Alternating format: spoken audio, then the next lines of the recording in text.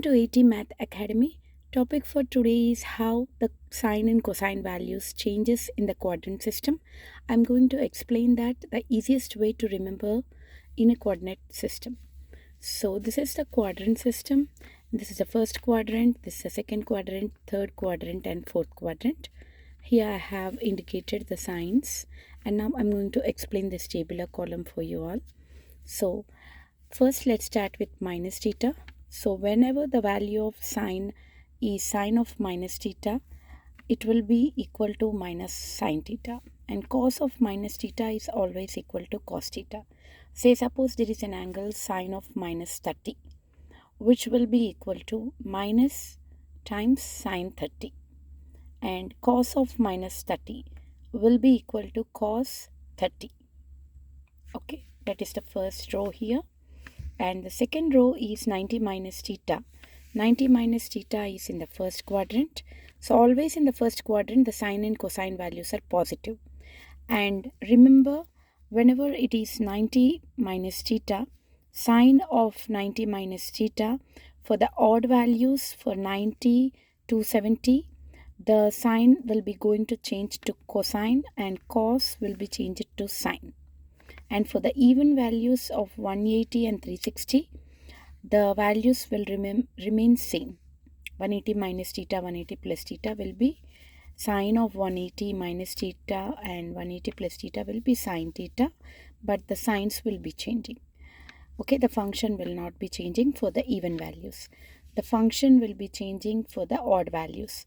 So sine of 90 minus theta is nothing but cos theta, and cos of 90 minus theta is sine theta. So this is quadrant 1. So the two signs are positive. And coming to the second quadrant, when it is 90 plus theta, it is in the second quadrant. In the second quadrant, we have cosine is negative and sine is positive. So sine of 90 plus theta, since it's an odd value 90, sine changes to cos, and 90 plus theta, the value of sine will be positive. So sine of 90 plus theta, since it is, we are calculating it for sine function, the value is positive, and since it is odd, it is cos theta.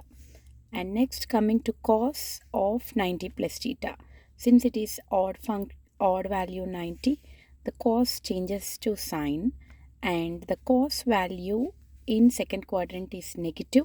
So cos of 90 plus theta is minus sine theta. Okay, and coming to 180 minus theta, 180 minus theta is also in second quadrant. So the value of sine of 180 minus theta, since it is even, the function remains same, so it is sine theta, and cos of 180 minus theta is same function cos theta. Now let's talk about the signs. In the second quadrant, the cos function changes to negative. So cos of 180 minus theta, I have the negative sign for that, minus cos theta, and sine of 180 minus theta is positive, and since it is even 180, the value remains same as that of sine. So coming to the next, 180 plus theta. 180 plus theta is in the third quadrant. Here I have cosine and sine, both the values become negative. So for 180 minus 180 plus theta, since it is 180, the sine value has the same function sine, and cos value has the same function cos. Since it is 180 plus theta in the third quadrant, I have the negative sign for those two things. So sine of 180 plus theta is minus sine theta, and cos of 180 plus theta is minus cos theta. Coming to 270 minus theta. 270 minus theta is also again in the third quadrant.